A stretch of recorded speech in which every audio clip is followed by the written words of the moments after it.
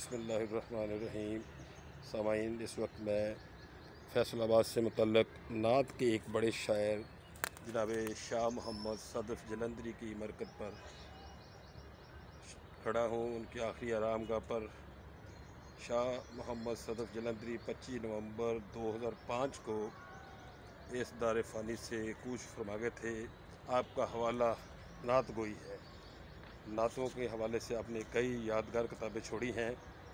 तो आज मैं शहर खामोशा ग़ुलाम मोहम्मद झंग रोड वाले कब्रिस्तान में आया तो यहाँ मेरी नज़र पड़ी शाह मोहम्मद सदफ़ जलंधरी की मरकज़ मुनव्वर पर।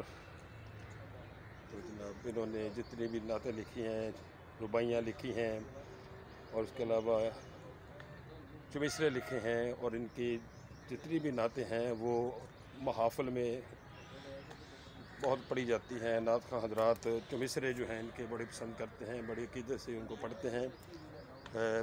अज़ीम नात गो शायर अल्लामा साइम चिश्ती अब्दुस्तार नियाज़